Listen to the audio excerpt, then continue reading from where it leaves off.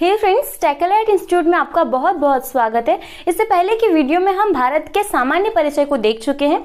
हमें पढ़ना था भारत का भौगोलिक विभाजन। जब भारत के भौगोलिक विभाजन की बात करते हैं तो इसे 4 भागों में बांटा गया है। सबसे पहला वाला जो भाग होगा वो होगा उत्तर का पर्वतीय क्षेत्र। उत्तर के पर्वतीय क्षेत्र में हम मुख्य रूप से हिमालय और पूर्वी पहाड़ियों के बारे में पढ़ेंगे।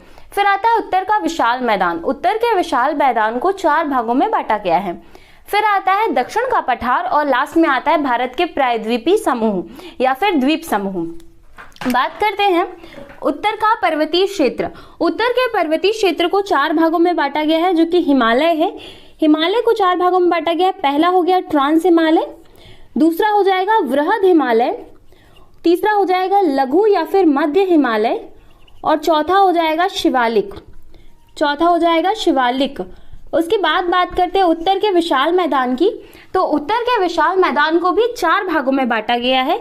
ये 4 भाग कौन कौन से हैं? तो सबसे पहला जो भाग होगा वो होगा भाबर प्रदेश, उसके बाद आता है तराई प्रदेश, उसके बाद आता है बांगर प्रदेश और उसके बाद आता है खादर प्रदेश। बांगर प्रदेश और फिर आता है खादर प्रदेश। दक्षिण का प्रायद्वीपीय पठार की बात करते हैं। दक्षिण के प्रायद्वीपीय पठार को 2 भागों में बांटा गया है। एक होगा पूर्वी घाट और दूसरा होगा पश्चिमी घाट। पूर्वी घाट दूसरा हो जाएगा हमारा पश्चिमी घाट। और किसी किसी किताब में इसी भाग में अरावली पर्वत श्रृंखला को भी जोड़ा गया है। तो अरावली पर्वत श्रृंखला को भी इसी भाग में जोड़ा गया है। अरावली पर्वत श्रृंखला। भारत के द्वीप समूह की बात करते हैं तो एक साइड पे हो जाएगा बंगाल की खाड़ी के द्वीप समूह और दूसरे साइड हो जाएगा अरब सागर के द्वीप समूह। द्वीप समूह 2 भागों में बटे हैं। एक होगा बंगाल की खाड़ी वाले द्वीप समूह, बंगाल की खाड़ी के द्वीप समूह और दूसरा हो जाएगा हमारा अरब सागर वाले द्वीप समूह, अरब सागर वाले द्वीप समूह। सबसे पहले जो कि है उत्तर का पर्वतीय क्षेत्र। उत्तर के पर्वतीय क्षेत्र में हम मुख्य रूप से हिमालय को पढ़ रहे हैं। देखिए, हिमालय के बारे में हम पढ़ते हैं सबसे पहले। तो हिमालय की उत्पत्ति के 2 आधार बताए गए हैं। पहला बताया गया है जो है कोबर का भूसंगति सिद्धांत और दूसरा बताया है कि प्लेट टेक्टोनिक। तो जो हमारा भूसंगति सिद्धांत है और जो प्लेट टेक्टोनिक सिद्धांत है, उन दोनों के आधार पर जो मान्यता प्राप्त मत है वो ये है कि हिमालय की उत्पत्ति टेथिस सागर से मानी जाती है। एक तरफ में अंगारा लैंड और दूसरे तरफ में गोंडवाना लैंड था और बीच में टेथिस सागर था। और टेथिस सागर में पाए जाने वाले अपवाद के कारण ही, उनके अपवादों के एकत्रीकरण के कारण जो कंकड़ पत्थर बहुत सारी चीजें थी, और जब दोनों तरफ से एक साइड से अंगारा लैंड और दूसरी साइड से गोंडवाना लैंड से जब प्लेटें खिसकती गई और दबाव बढ़ता गया तो एक पर्वत का निर्माण हुआ जो कि नवीन वलित पर्वत है, वही हिमालय कहलाता है। हिमालय एक सिंपल सा एक ऐसा पर्वत ना होकर एक पूरी की पूरी पर्वत श्रृंखला है। पर्वत श्रृंखला का मतलब होता है कि बहुत सारे पर्वतों का एक साथ होना। जैसे कि हिमालय में कुछ इस प्रकार की पर्वत श्रृंखलाएं दिखाई देती हैं। हम बात करते हैं हिमालय की। देखिए, हिमालय के बारे में महत्वपूर्ण ये डायग्राम है, इसका आप स्क्रीनशॉट ले लीजिएगा। बात करते हैं हिमालय की। हिमालय के बारे में जब हम देखते हैं तो हिमालय कितने साल पहले बना, तो कम से कम 13 से 14 करोड़ वर्ष पहले हिमालय का निर्माण हुआ। कैसे हुआ? तो हिमालय का निर्माण हम देख चुके हैं कि हिमालय का निर्माण हुआ था टेथिस सागर से। हिमालय की बात करते हैं, हिमालय का निर्माण कब हुआ? तो लगभग 13 से 14 करोड़ साल पहले हिमालय का निर्माण हुआ। 13 से 14 करोड़ साल पहले या करोड़ वर्ष पहले हिमालय का निर्माण हुआ। हिमालय की कुल लंबाई कितनी है? तो हिमालय की कुल लंबाई 2500 किलोमीटर के आसपास है। 2500 किलोमीटर के आसपास हिमालय की लंबाई है। चौड़ाई की बात करते हैं तो इसकी चौड़ाई लगभग 600 से लेके 900 किलोमीटर तक की इसकी चौड़ाई है।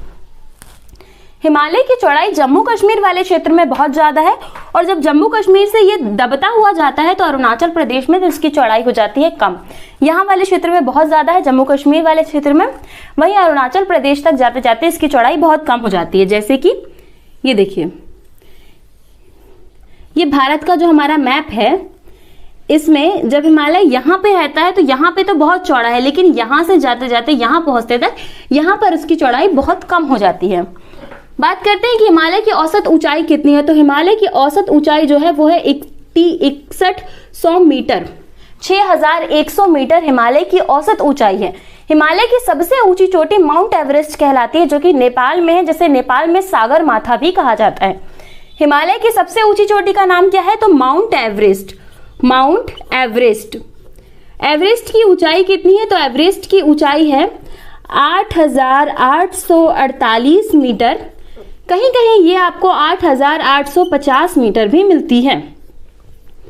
ये दोनों जो हैं, ये दोनों ही सही आंसर माना जाएगा, क्योंकि हिमालय की जो ऊंचाई है वो लगातार बढ़ती जा रही है, जिस वजह से 8850 मीटर या 8848 मीटर माउंट एवरेस्ट की ऊंचाई मानी जाती है। अब बात करते हैं कि हिमालय की लंबाई देख ली हमने, चौड़ाई देख ली, इसकी औसत ऊंचाई देख ली, इसकी सबसे ऊंची चोटी माउंट एवरेस्ट है। ये वही क्षेत्र है जहां पर पर्यटन होता है। हिमालय को अब 4 भागों में बांटा गया है।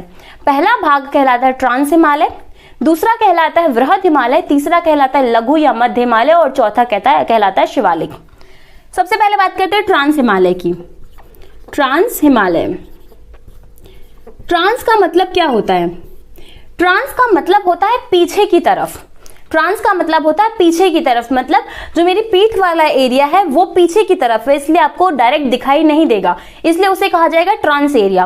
वैसे ही ट्रांस हिमालय जो है, क्योंकि हिमालय मान लीजिए ऐसा हिमालय सीधा है, तो इसके जो पीछे की तरफ हिमालय है उसे कहा जाता है ट्रांस हिमालय। यह बाकी हिमालय की जो अन्य श्रेणियां हैं उनसे बहुत पहले बना था और यह एक अवसादी चट्टान से बना हुआ है। मतलब हिमालय का सबसे प्राचीन भाग क्या कहलाता है? तो हिमालय का सबसे प्राचीन भाग जो है वो ट्रांस हिमालय कहलाता है। यह बाकी सभी पर्वत श्रृंखलाओं से सबसे पहले बना हुआ था। ट्रांस हिमालय में मुख्य रूप से कौन सा क्षेत्र आता है? तो जम्मू कश्मीर, उत्तराखंड, हिमाचल वाला जो क्षेत्र है वो ट्रांस हिमालय में मुख्य रूप से आता है। ट्रांस हिमालय की बात करते हैं तो ट्रांस हिमालय में चीन का भी जो तिब्बती वाला क्षेत्र है वो ट्रांस हिमालय के अंतर्गत आता है, इस कारण से इसे तिब्बती हिमालय भी कहा जाता है। चीन के तिब्बत वाला क्षेत्र भी ट्रांस हिमालय के अंतर्गत आता है, इस कारण से तिब्बती हिमालय। इसके अन्य नाम में देखते हैं तो इसे कहा जाता है तिब्बती हिमालय। तिब्बती हिमालय भी इसे कहा जाता है। यह वह भाग है जिसमें टेम्परेचर जो होता है वो -0 डिग्री के आसपास होता है, मतलब यहाँ पर हमेशा बर्फ जमी हुई आपको दिखाई देगी, तो 0 डिग्री के नीचे ही टेम्परेचर होगा। यहाँ पर -50 डिग्री, कुछ जगह पर तो टेम्परेचर -55 डिग्री तक चला जाता है। कहाँ पर? ट्रांस हिमालय वाले क्षेत्र में। ट्रांस हिमालय को 3 पर्वत श्रृंखलाओं में बांटा गया है। ट्रांस हिमालय में 3 मुख्य रूप से पर्वत श्रृंखलाएं दिखाई देती हैं। पहली होगी काराकोरम, दूसरी होगी लद्दाख और तीसरी होगी जास्कर। पहली जो पर्वत श्रृंखला उसका नाम है काराकोरम। पहली पर्वत श्रृंखला का नाम है काराकोरम। दूसरी जो पर्वत श्रृंखला उसका नाम है जास्कर और तीसरी का नाम है लद्दाख। काराकोरम, लद्दाख और एक और हो जाएगी जास्कर। काराकोरम, लद्दाख और जास्कर, ये 3 पर्वत श्रृंखलाएं ट्रांस हिमालय पर स्थित है। कैसे आपको याद रखना, देखिए कि ट्रांस हिमालय का क्षेत्र है, तो मान के चलते हैं हम कि ये एक हो गई हमारी काराकोरम, एक हो गई उसके नीचे लद्दाख और एक हो गई Zanskar. K for Karakoram, L for Ladakh और J फॉर जास्कर। ये 3 पर्वत श्रृंखलाएं काराकोरम के अंतर्गत आती हैं। काराकोरम में यहाँ पर ट्रांस हिमालय के अंतर्गत ये तीनों पर्वत श्रृंखलाएं आ जाती हैं। काराकोरम के अंतर्गत में भारत की सबसे ऊंची चोटी जो कि K2 है वो स्थित है। तो K2 कहाँ स्थित है? तो काराकोरम में स्थित है। K2 का पूरा नाम क्या है? तो K2 का पूरा नाम है गाडविन ऑस्टिन। भारत की सबसे ऊंची चोटी जो कि गाडविन ऑस्टिन है वो काराकोरम पर्वत श्रृंखला पर स्थित है और काराकोरम पर्वत श्रृंखला जो है वो ट्रांस हिमालय का भाग है। लद्दाख की बात करते हैं तो लद्दाख में 2 महत्वपूर्ण चीजें हैं, एक है राकापोशी और दूसरी है बुंजी गॉर्ज। सबसे पहले बात करते हैं राकापोशी की। तो राकापोशी विश्व की सबसे ज्यादा तीव्र ढलान वाली चोटी है विश्व की। देखिए नॉर्मल पर्वत जो होते हैं वो कुछ इस प्रकार के होते हैं या कुछ इस प्रकार के पर्वत होते हैं, लेकिन जब हम देखते हैं कि देखिए पर्वत जो होते हैं वो ऐसे होते हैं, है ना, ट्रायंगल पर्वत ऐसे होते हैं। लेकिन राकापोशी की बात की जाए तो राकापोशी ऐसा गया है और एकदम सीधा एकदम सीधा ढलान वाली चोटी है। मतलब सबसे ज्यादा खड़ी ढलान कहाँ पे, तो राकापोशी में है। इसका मतलब विश्व की सबसे ज्यादा तीव्र ढलान वाली चोटी राकापोशी ट्रांस हिमालय का भाग है, जो कि लद्दाख के अंतर्गत आता है। तो ये बात करते थे, यहाँ पे ये हो गया राकापोशी। अगला जो चीज है वो है बुंजी गॉर्ज। बुंजी गॉर्ज, बुंजी गॉर्ज की बात की जाए तो यह सिंधु नदी पर बना हुआ है और भारत का सबसे ज्यादा गहरा गॉर्ज है। भारत का सबसे ज्यादा गहरा गॉर्ज बुंजी गॉर्ज है, जो कि सिंधु नदी पर बना हुआ है, लद्दाख के अंतर्गत आता है और लद्दाख ट्रांस हिमालय के अंतर्गत आता है। देखिए, ये देखिए, ये सिर्फ एक एग्जाम्पल के लिए बना हुआ है। मान लीजिए ये हिमालय पर्वत श्रृंखला है जिसे 4 भागों में बांटा गया। सबसे ऊपर वाला हो जाएगा हमारा ट्रांस हिमालय, बीच वाला हो जाएगा वृहद हिमालय, तीसरा हो जाएगा लघु या मध्य हिमालय और चौथा हो जाएगा शिवालिक। सबसे पहले जो हमारा ट्रांस हिमालय है उसे 3 भागों में बांटा गया है, काराकोरम, लद्दाख, जसकर। काराकोरम, लद्दाख, जसकर, काराकोरम, लद्दाख, जसकर। फिर से याद करते हैं, ट्रांस हिमालय, मध्य हिमालय, लघु ट्रांस हिमालय, वृहद हिमालय, लघु हिमालय या फिर शिवालिक। ट्रांस हिमालय, वृहद हिमालय, लघु हिमालय और शिवालिक। सबसे पहले जो ट्रांस हिमालय है उसे 3 भागों में बांटा गया है, काराकोरम, लद्दाख, जसकर। काराकोरम, लद्दाख, जसकर, काराकोरम, लद्दाख, जसकर। 3 पर्वत श्रृंखला याद हो जाएंगी, बहुत ईजी है। काराकोरम, लद्दाख, जसकर, काराकोरम, लद्दाख, जसकर। काराकोरम में सबसे ज्यादा महत्वपूर्ण चीज, भारत की सबसे ऊंची चोटी K2 स्थित है। बात करते हैं हमारे लद्दाख की, तो लद्दाख में 2 चीजें हैं। पहली चीज बुंजी गॉर्ज है और दूसरी चीज राकापोशी, जो कि विश्व की सबसे ज्यादा तीव्र ढलान वाली चोटी कहां पर है, तो वो आ जाएगा लद्दाख में। जसकर की बात करते तो उसमें कुछ भी इंपॉर्टेंट नहीं है, इसलिए आपको याद नहीं रखना है। यहीं पर काराकोरम में जहां पर हमने देखा था कि K2 स्थित है, यहीं पर सियाचिन ग्लेशियर स्थित है। Siachen glacier, Siachen glacier K2 पे, यहाँ पर सियाचिन ग्लेशियर कहां पर, तो काराकोरम में स्थित है। और वाल्टोरा ग्लेशियर, सियाचिन ग्लेशियर के साथ साथ में वाल्टोरा नाम का एक ग्लेशियर है, वो भी यहाँ पर स्थित है। यहां से ट्रांस हिमालय से सिंधु, सतलज और ब्रह्मपुत्र जैसी नदियों का उद्गम होता है। क्योंकि हमें पता है कि सिंधु नदी का उद्गम तिब्बत मानसरोवर के चेमयानडुंग ग्लेशियर से होता है और हमने देखा कि ट्रांस हिमालय का जो क्षेत्र है वो तिब्बत के क्षेत्र में भी आता है। इस कारण से इसी वाले क्षेत्र से सिंधु, सतलज और ब्रह्मपुत्र जैसी नदियों का, बड़ी नदियों का उद्गम होता है। देखिए, नदियों का उद्गम कैसे होता होगा, आप खुद सोचिए। हमने पहले ही देखा कि यहाँ पर जो टेम्परेचर है -डिग्री सेल्सियस पे होता है, -20 डिग्री, -50 डिग्री, -0 डिग्री सेल्सियस, ऐसे इतने कम टेम्परेचर पे यहाँ पर जो है तापमान होता है, वातावरण इतना कम होता है। तो यहाँ पर पूरी जगह पे बर्फ ढकी होती है, तो जिस वजह से यहाँ पर किसी का आवास संभव नहीं है, यहाँ पर कोई इंसान रह नहीं सकता। तो बर्फ जब बहुत ज्यादा ढकी होती है, पृथ्वी का तापमान बढ़ने के साथ जैसे ग्लोबल वार्मिंग बढ़ती है, तो बर्फ पिघलना प्रारंभ करती है। गर्मी के दिनों में जब बर्फ पिघलती है, तो बर्फ जब पिघलती है तो उसमें से पानी निकलता है। और ऐसा तो नहीं कि इतनी सी छोटी सी बर्फ है या इतनी बर्फ है, बस बर्फ तो बहुत सारी है, पूरा क्षेत्र बर्फ से ढका हुआ है। और जब पूरी बर्फ से पानी निकलता है तो वो पानी ही नदियों के रूप में बहता है और जिन्हें ही हिमालयीन नदियां कहा जाता है। इसी कारण से हम सिंधु, सतलज, ब्रह्मपुत्र, गंगा आदि नदियों को हिमालयीन नदियां कहते हैं। यही मेन रीजन है। तो ट्रांस हिमालय वाले क्षेत्र से सिंधु, सतलज और ब्रह्मपुत्र जैसी नदियों का उद्गम होता है। यहाँ पर वाल्टोरा ग्लेशियर होगा, इसके साथ साथ में सियाचिन ग्लेशियर। देखिए, ट्रांस हिमालय यहाँ पे खत्म होता है। अगला जो हमारा हिमालय आएगा वो होगा वृहद हिमालय। ट्रांस हिमालय खत्म हुआ, अब बात करेंगे वृहद हिमालय की। वृहद हिमालय की लंबाई कितनी है, तो कुल लगभग 2500 किलोमीटर इसकी लंबाई है। यह सबसे बड़ा हिमालय है, मध्य में स्थित है और सबसे ज्यादा बर्फीला हिमालय है। और सबसे बड़ी बात कि मुख्य हिमालय भी इसे कहा जाता है, इसे ही हिमाद्री भी कहा जाता है। वृहद हिमालय, वृहद हिमालय, वृहद हिमालय की बात करते हैं तो वृहद हिमालय का सबसे पहले बात आती है उपनाम कौन कौन से हैं। तो वृहद हिमालय को ही बर्फीला हिमालय कहा जाता है, बर्फीला हिमालय कहा जाता है। साथ ही साथ में इसे ही हिमाद्री कहा जाता है क्योंकि यहाँ पर टेम्परेचर बहुत कम होता है। इसे महान हिमालय कहा जाता है क्योंकि यहीं पर माउंट एवरेस्ट स्थित है। इसे मुख्य हिमालय कहा जाता है। आदि वृहद हिमालय के नाम है।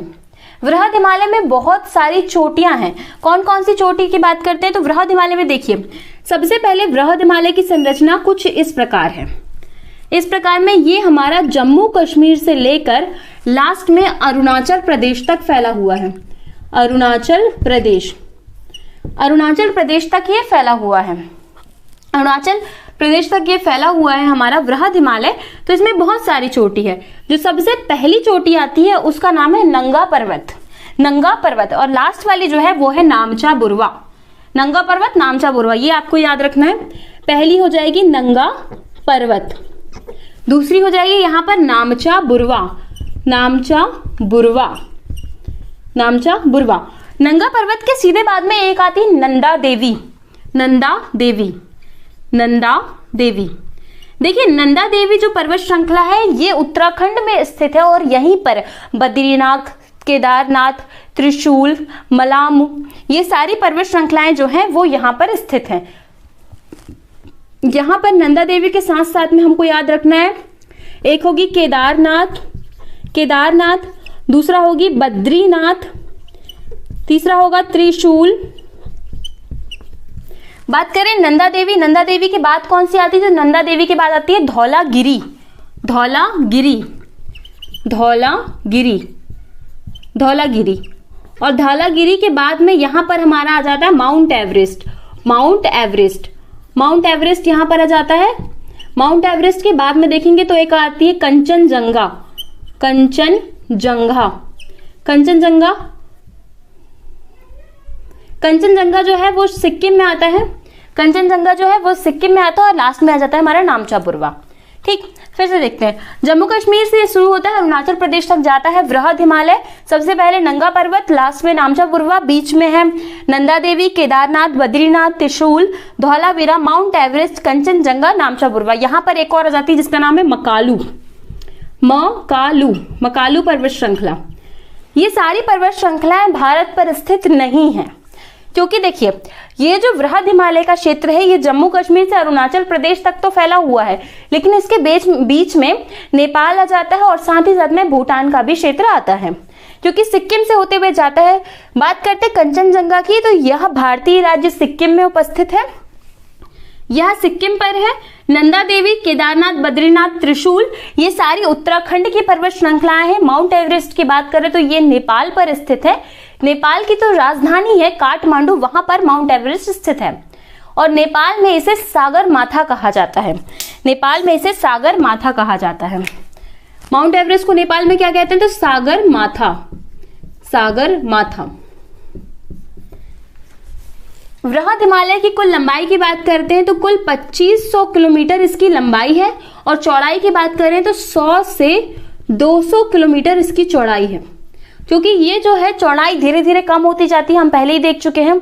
यह सबसे ज्यादा बर्फीला हिमालय है, इसमें इतनी सारी पर्वत श्रृंखलाएं हैं जिसमें सबसे ज्यादा महत्वपूर्ण माउंट एवरेस्ट है, जो कि हिमालय पर्वत की सबसे ऊंची चोटी भी है। इसकी ऊंचाई कितनी है? 8,848 या फिर 8,850 मीटर जो है वो इसकी ऊंचाई है माउंट एवरेस्ट की। यहाँ पर नंगा पर्वत, नंदा देवी, केदारनाथ, बद्रीनाथ, त्रिशूल, धौलागिरी, कंचनजंगा, अरुणाचल प्रदेश और नामचा बुरवा आदि पर्वत श्रृंखलाएं हैं। देखिए ये मैप हम दोबारा से ये बना के देख लेते हैं। ये जो हमने बीच में देखा था जो कि वृहद हिमालय का क्षेत्र था, वृहद हिमालय में सबसे ज्यादा पर्वत श्रृंखलाएं हैं। सबसे पहली पर्वत श्रृंखला कौन सी है? तो सबसे पहली हमने देखा यहाँ पे कि नंगा पर्वत सबसे पहली पर्वत श्रृंखला है। फिर हमने लिखा कि धौलागिरी जो है वो उसके बाद की पर्वत श्रृंखला है, फिर अन्नपूर्णा, फिर माउंट एवरेस्ट, कंचनजंगा, मकालू और लास्ट में हमारी नामचा बुरवा आ जाएगी। ठीक, देखिए फिर से याद करेंगे। सबसे पहले नंदा देवी सबसे पहले नंगा पर्वत याद करना है, उसके बाद नंदा देवी, उसके बाद धौलागिरी, उसके बाद माउंट एवरेस्ट, उसके बाद कंचनजंगा, उसके बाद में लास्ट में नामचा बुरवा याद रखना। बीच में आपको कुछ याद रहती है तो अच्छी बात है। जो बाकी बीच में आई थी जैसे कि केदारनाथ, बद्रीनाथ, त्रिशूल, मकालू, ये अगर आपको याद रहती है तो बहुत अच्छी बात है। तो ये हमारा हो गया वृहद हिमालय वाला क्षेत्र। देखिए जो ट्रांस हिमालय वाला क्षेत्र है, अगर इस पाइप को आप ऐसे उल्टा कर दें तो ये कुछ इस प्रकार की पर्वत श्रृंखलाएं हैं। मतलब ट्रांस हिमालय जो है वो ट्रांस की तरफ है, मतलब पीछे की तरफ है, तो ये दिखाई नहीं देता है आपको। मुख्य हिमालय में सिर्फ ये 3 पर्वत श्रृंखलाएं दिखाई देती हैं। तीसरे की बात करें जो कि हमारा है लघु या मध्य हिमालय, इस हिमालय में 4 पर्वत श्रृंखलाएं दिखाई देती हैं। देखिए वृहद हिमालय में आपको याद रखना है कि लंबाई कितनी है, चौड़ाई कितनी है, औसत ऊंचाई, वही औसत ऊंचाई हर जगह पे आपको 6100 मीटर ही मिलेगी, मतलब 6100 मीटर ही इसकी हर जगह पे औसत ऊंचाई मिलेगी हिमालय की। यहाँ से किन नदियों का उद्गम होता है? देखा केदारनाथ बद्रीनाथ। देखिए केदारनाथ बद्रीनाथ वह क्षेत्र है जहां से गंगा और यमुना नदी का उद्गम होता है। तो सबसे पहला आंसर तो यही हो गया कि यहाँ से गंगा और यमुना नदी का उद्गम होता है। यहाँ पे कंचनजंगा पे यहाँ पर जेमू नाम का एक ग्लेशियर है। कौन सा ग्लेशियर है? तो यहाँ पर है Zemu glacier. Zemu glacier, Zemu glacier. Uttarakhand में और कौन कौन से ग्लेशियर हैं? तो उत्तराखंड में यहाँ पर एक हो जाएगा केदारनाथ बद्रीनाथ के पास में गंगोत्री ग्लेशियर और एक हो जाएगा यमुनोत्री ग्लेशियर। ठीक, सबसे पहले नदी की बात करते हैं कि यहाँ से कौन कौन सी नदी का उद्गम होता है। तो एक हो जाएगी हमारी गंगा नदी, दूसरी हो जाएगी यमुना नदी, तीसरी हो जाएगी काली नदी। ग्लेशियर की बात करें तो कौन कौन से ग्लेशियर हैं यहाँ पर? तो ग्लेशियर में यहाँ पे सबसे पहले कौन सा ग्लेशियर आपको याद रखना है? तो एक हो गया, हमने लिखा है सिक्किम के पास में जेमू ग्लेशियर, दूसरा हो जाएगा हमारा गंगोत्री ग्लेशियर, गंगोत्री ग्लेशियर, और तीसरा हो जाएगा हमारा यमुनोत्री, यमुनोत्री, यमुनोत्री ग्लेशियर। वृहद हिमालय के क्षेत्र पे आता है।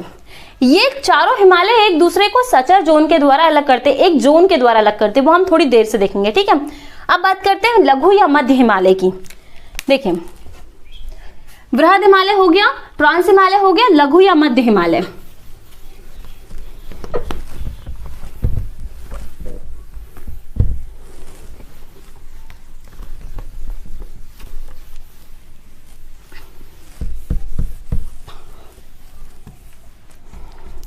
लघु या मध्य हिमालय में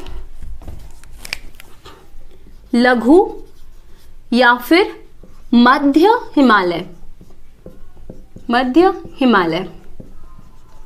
देखिए लघु या मध्य हिमालय के सबसे ऊपर में तो हो जाएगा यहां पर वृहद हिमालय और नीचे में हो जाएगा शिवालिक, शिवालिक। एक हो गया लघु हिमालय के ऊपर में हो जाएगा वृहद हिमालय, वृहद हिमालय, और नीचे हो जाएगा शिवालिक, और इसके बीच में जो है वो लघु या मध्य हिमालय फैला हुआ है। तो इसमें कितनी पर्वत श्रृंखलाएं? तो इसमें 4 पर्वत श्रृंखलाएं, 4 पर्वत श्रृंखलाएं, 1 2 3 और 4। अब ये 4 पर्वत श्रृंखलाएं कौन कौन सी हैं? बात करते हैं लघु या मध्य हिमालय की। तो इसी हिमालय को सबसे ज्यादा पर्यटन की दृष्टि से महत्वपूर्ण माना जाता है। सबसे ज्यादा पर्यटन किस हिमालय में होता है? तो पर्यटन की दृष्टि से महत्वपूर्ण यहीं पर कुल्लू और मनाली घाटियां हैं। कुल्लू मनाली घाटी कहां पर है? तो लघु या मध्य हिमालय में कुल्लू और मनाली घाटी है। कांगड़ा जो है, कांगड़ा घाटी जो है वो भी यहीं पर पाई जाती है। यहां पर छोटे छोटे घास के मैदान पाए जाते हैं। घास के मैदान, जो छोटे छोटे घास के मैदान यहाँ पर पाए जाते हैं, उन्हें अलग अलग स्थानों में अलग अलग नाम से जाना जाता है। जैसे कि इन्हीं घास के मैदानों को जम्मू कश्मीर में मर्ग कहा जाता है। और मर्ग 2 प्रकार के होते हैं, एक होता है सोनमर्ग और दूसरा होता है गुलमर्ग, गुलमर्ग। इन्हीं घास के मैदानों को उत्तराखंड में बुग्याल कहा जाता है, बुग्याल। साथ ही साथ में इन्हें ही पयार भी कहा जाता है। तो इन्हीं घास के मैदानों को उत्तराखंड में बुग्याल या पयार कहा जाता है, जम्मू कश्मीर में मर्ग कहा जाता है, मर्ग में सोनमर्ग और गुलमर्ग। बात करें यहाँ पे पर्वत श्रृंखलाएं कौन कौन सी पाई जाती है, तो पहली पर्वत श्रृंखला जो है उसका नाम है पीर पंजाल, पीर पंजाल, पी फॉर पीर पंजाल। दूसरी है धौलाधार, दूसरी है धौलाधार, तीसरी है महाभारत और चौथी है नाग टिब्बा, नाग टिब्बा। ठीक, नाम लिख लेते हैं। पहली जो पर्वत श्रृंखला उसका नाम है पीर पंजाल, पीर पंजाल। दूसरी जो है उसका नाम है धौलाधार, धौलाधार। तीसरी जो है उसका नाम है महाभारत, महाभारत। और चौथी जो है उसका नाम है नाग टिब्बा, नाग टिब्बा। ये पर्वत श्रृंखलाएं वृहद हिमालय और शिवालिक हिमालय के बीच पे स्थित है। बात करें पीर पंजाल की, तो पीर पंजाल और वृहद हिमालय के बीच में एक घाटी पड़ती है जिसे कहा जाता है कश्मीर घाटी। जो कि केसर उत्पादन के लिए बहुत ज्यादा महत्वपूर्ण है। देखिए, आप सभी को पता होगा कि भारत के किसी और क्षेत्र में केसर का उत्पादन नहीं होता। सिर्फ एक ही क्षेत्र है जहां पर केसर का उत्पादन होता है, जो कि जम्मू कश्मीर वाला क्षेत्र है। और जम्मू कश्मीर की कश्मीर घाटी में ही जो है केसर का उत्पादन होता है, क्योंकि वहां पर एक विशेष प्रकार की मिट्टी पाई जाती है जिसे कहा जाता है करेवा मिट्टी। तो यहाँ पर पीर पंजाल और बृहद हिमालय के बीच में इस वाले क्षेत्र में जो है वो करेवा मिट्टी पाई जाती है। करेवा मिट्टी, ये लास्ट ईयर पीएससी का क्वेश्चन भी था। पिछले साल की जो पीएससी हुई है एमपीपीएससी, उसमें ये क्वेश्चन भी था कि करेवा मिट्टी कहाँ पर पाई जाती है। तो यहाँ पर करेवा मिट्टी पाई जाती है जो कि कश्मीर घाटी वाला क्षेत्र है, कश्मीर घाटी वाला क्षेत्र है। और यहाँ पर ये कश्मीर घाटी वाला क्षेत्र है, करेवा मिट्टी यहाँ पर पाई जाती है और यहाँ पर केसर का उत्पादन होता है। किसका? तो केसर का उत्पादन होता है। देखिए, केसर इतना ज्यादा महंगा भी सिर्फ मानव के श्रम के कारण ही होता है। आपको पता होगा कि जैसे कि बाकी सारे फलों की या किसी भी चीज की खेती होती है, तो केसर की खेती उससे बहुत ज्यादा अलग होती है। केसर की खेती में बहुत ज्यादा मानव श्रम लगता है, तो इस वजह से ये बहुत ज्यादा महंगा भी होता है। तो भारत में केसर की खेती जम्मू कश्मीर वाले क्षेत्र में, क्षेत्र की बात करें तो कश्मीर घाटी, पीर पंजाल और बृहद हिमालय के बीच वाला क्षेत्र, करेवा मिट्टी में केसर का उत्पादन होता है। यहाँ पर जो घास के मैदान हैं उन्हें गुलमर्ग और सोनमर्ग कहा जाता है, गुलमर्ग और सोनमर्ग कहा जाता है। वहीं उत्तराखंड में इन्हें बुग्याल या पयार कहा जाता है। यहाँ पर कुल्लू, कनाड़ा और मनाली घाटियां स्थित हैं, जो कि पर्यटन के दृष्टिकोण से बहुत ज्यादा महत्वपूर्ण है। मध्य हिमालय के क्षेत्र पे यहीं पर दार्जिलिंग और शिमला जैसे क्षेत्र भी पड़ते हैं। यहाँ पर हमारा लघु या मध्य हिमालय समाप्त होता है। देखिए, एक बार हम इसको एक बार फिर से याद कर लेते हैं। लघु या मध्य हिमालय मतलब हमारा जो तीसरे नंबर का ये वाला जो क्षेत्र है, ये हो जाएगा लघु या मध्य हिमालय। कितनी पर्वत श्रृंखला है? 4 पर्वत श्रृंखला है। पीर पंजाल पहले नंबर की हो गई, दूसरी हो जाएगी हमारी धौलागिरी, तीसरी धौलाधार, तीसरी हो जाएगी हमारी नाग तिब्बा और चौथी हो जाएगी हमारी महाभारत।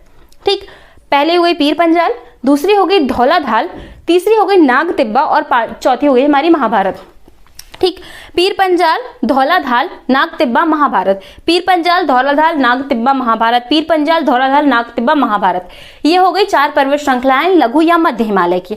शिवालिक हिमालय में देख लीजिए एक भी पर्वत श्रृंखला नहीं है, कोई भी पर्वत श्रृंखला यहाँ पर नहीं है। सबसे नवीन हिमालय है, अभी बन रहा है, निर्माण अवस्था में स्थित है, इस कारण यहाँ पर एक भी पर्वत श्रृंखला दिखाई नहीं देती।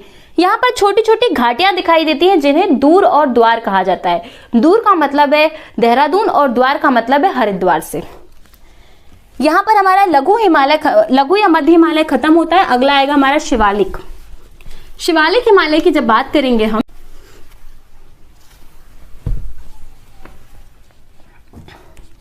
बात करते हैं शिवालिक की। शिवालिक सबसे नवीन भाग है, सबसे नवीन भाग है, अभी निर्माण अवस्था में है, मतलब अभी बन रहा है। इसके ऊपर जो है वो 3 हिमालय, ट्रांस हिमालय, बृहद हिमालय और लघु हिमालय पाए जाते हैं। सबसे नीचे शिवालिक है और इसके गिरिपद में भाबर प्रदेश है।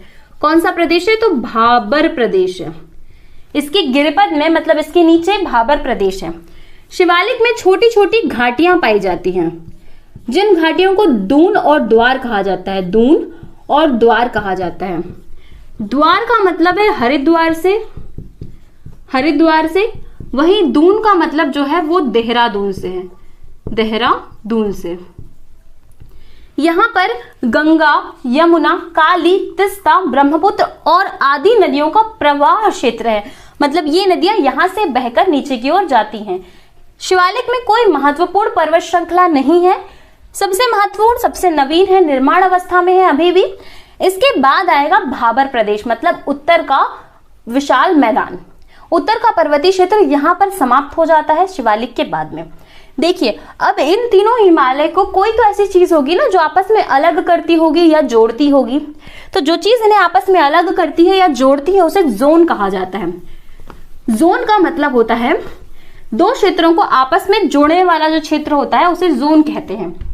देखिए, ये मान लीजिए ये हो गया हमारा ट्रांस हिमालय, ये ट्रांस हिमालय है। ट्रांस हिमालय जहां पे खत्म होता है, यहां से एक अगला हिमालय लगता है जो है बृहद हिमालय, उसके बाद लघु हिमालय और उसके बाद मध्य हिमालय और जो फिर आता है शिवालिक। ठीक, ये हिमालय का डायग्राम मान लेते हैं। यहाँ पे ये देखिए आप, कौन कौन से हिमालय है? सबसे पहला जो हिमालय हो गया वो हो गया हमारा ट्रांस हिमालय, ट्रांस हिमालय। दूसरा हो गया हमारा वृहद हिमालय, वृहद हिमालय। तीसरा हो गया हमारा लघु या फिर मध्य हिमालय, लघु ऑब्लिक में मध्य हिमालय। चौथा हो गया हमारा शिवालिक, शिवालिक। सबसे महत्वपूर्ण चीज, ट्रांस हिमालय को 4 भागों में बांटा गया है। कौन कौन से 4 भाग हैं? तो ट्रांस हिमालय के 4 भाग हैं। सबसे पहले होगा काराकोरम, दूसरा हो गया लद्दाख, तीसरा हो गया जास्कर। एक और पर्वत श्रृंखला अगर आपको लेनी है तो यहाँ पे आ जाएगी कैलाश पर्वत श्रृंखला। वृहद हिमालय की बात करें तो यहाँ तो बहुत सारे थे। सबसे ऊपर आप नंगा पर्वत से शुरू करिए, नामचा बुर्वा तक लेके आइए। उसके बीच में डालिए धौलागिरी, फिर कंचनजंगा, हमारा माउंट एवरेस्ट, और फिर कंचनजंगा, फिर मकालू, नंदा देवी, केदारनाथ, बद्रीनाथ, त्रिशूल आदि पर्वत श्रृंखलाएं वृहद हिमालय के अंतर्गत। लघु या मध्य हिमालय की बात करें तो 4 पर्वत श्रृंखलाएं, पीर पंजाल, धौलाधाल, नाग तिब्बा और महाभारत। शिवालिक में कोई भी पर्वत श्रृंखला नहीं है, यहाँ पर सिर्फ कुछ घाटियां थी जिन्हें दून और द्वार कहा गया। लघु या मध्य हिमालय में जो घास के मैदान थे उन्हें मर्ग कहा गया, सोनमर्ग और गुलमर्ग। वहीं से उत्तराखंड में बुग्याल या पयार कहा गया, उत्तराखंड में बुग्याल या पयार कहा गया। यहाँ पर इन दोनों को, इन सारी चीजों को जो अलग करता है वो है, सबसे पहले आता है ITSZ, ITSZ Indus Tsangpo suture zone. फिर यहां पर आता है, देखिए ट्रांस हिमालय और वृहद हिमालय के बीच में ITSZ आता है। इसका फुल फॉर्म है Indus Tsangpo suture zone. MCT जो कि वृहद हिमालय और लघु हिमालय के मध्य में आता है, मेन सेंट्रल थर्ड्स। लघु हिमालय और मध्य हिमालय और शिवालिक के बीच में जो चीज आती है वो है मेन बाउंड्री फॉल्ट। लास्ट में हमारा आता है HFF। ठीक, सबसे पहला जो है वो ट्रांस हिमालय और वृहद हिमालय के बीच में कौन सा जोन आता है? तो वो आता है ITSZ, ITSZ। ITSZ किस किस के बीच में आ रहा है? तो ट्रांस प्लस वृहद, ट्रांस प्लस वृहद के बीच में आ रहा है ITSZ। इसका फुल फॉर्म है Indus Tsangpo suture zone, Indus Tsangpo suture zone. वृहद हिमालय और लघु हिमालय के बीच में आता है, फिर वृहद और लघु हिमालय के बीच में आता है MCT, main central thirds, main central thirds. लघु और मध्य हिमालय के बीच में आता है main boundary fault, MBF, main boundary fault. लघु और शिवालिक के बीच में आता है Himalayan frontal fault, Himalayan frontal fault. Shivalik के बीच में आता है HFF, Himalayan frontal fault, Himalayan frontal fault, ये इसके बीच में आता है। तो ये 4 पर्वत श्रृंखलाएं, ट्रांस हिमालय, वृहद हिमालय, लघु हिमालय, शिवालिक हिमालय। इसके बाद का जो ये क्षेत्र है यहाँ पर आ जाता है भाबर प्रदेश, भाबर प्रदेश। भाबर प्रदेश वो क्षेत्र है जहां पर बहुत सारे कंकड़ पत्थर पाए जाते हैं। शिवालिक के नीचे पे भाबर प्रदेश पाया जाता है और भाबर प्रदेश में बहुत सारे कंकड़ पत्थर होते हैं, जिसका मुख्य कारण यह है कि हमने देखा था कि ऊपर में हिमालय में यहाँ पे तो बहुत सारी बर्फ जमी है, और हिमालय में जब यहाँ पर बहुत सारी बर्फ जमी हुई है, पूरे क्षेत्र में बर्फ से ये पूरी ढकी हुई चोटियां हैं, और जब टेम्परेचर बढ़ता है या तापमान बढ़ता है और जब यहाँ से नदी उद्गमित होती है तो वो नदी अपने साथ बहती होगी, और नदी जब अपने साथ बहती है तो क्योंकि ढलान वाले क्षेत्र हैं तो यहाँ से ये पत्थरों को रगड़कर यहाँ से कंकड़ पत्थर को अपने साथ बहाकर लेके आती है, और जब यहाँ से ये अपने कंकड़ पत्थरों को बहाकर अपने साथ लेके आती तो ढलान वाले क्षेत्र में तो कंकड़ पत्थर बह जाते हैं, लेकिन जैसे ही समतल मैदान का क्षेत्र आता है तो नदी अपने कंकड़ पत्थरों को समतल मैदान में छोड़कर आगे सिर्फ पानी को लेकर बहती है। तो नदी अपने पूरे कंकड़ पत्थर को भाबर क्षेत्र के पास में छोड़ देती है। जो बड़े कंकड़ पत्थर होंगे वो यहाँ पे छूट जाते हैं, जो छोटे छोटे वो आगे बढ़ जाते हैं। वैसे ही जो भाबर क्षेत्र है वहां पर इतने सारे कंकड़ पत्थर हो गए, ऐसा इतना ज्यादा कंकड़ पत्थरों का क्षेत्र हो गया है कि वहां पर नदियां विलुप्त हो जाती है, वहां से पानी की पूरा का पूरा विलुप्त हो जाता है, और आगे जो है वो तराई का क्षेत्र पड़ता है। देखिए आज हमने इस वीडियो में पूरा का पूरा हिमालय, उत्तर का पर्वतीय क्षेत्र पूरा का पूरा खत्म कर लिया। अब हम नेक्स्ट वीडियो में उत्तर के विशाल मैदान की बात करेंगे, जिसमें भाबर प्रदेश, बांगर प्रदेश, खादर प्रदेश और तराई प्रदेश की बात होगी। भाबर प्रदेश में कंकड़ पत्थर है, उसके बाद तराई प्रदेश आ जाता है, उसके बाद बांगर और उसके बाद खादर प्रदेश। Okay, thank you so much, मिलते हैं नेक्स्ट वीडियो में। और हाँ, अगर आपको कोई चीज समझ में नहीं आए तो बिल्कुल कमेंट करके पूछ सकते हैं। ओके।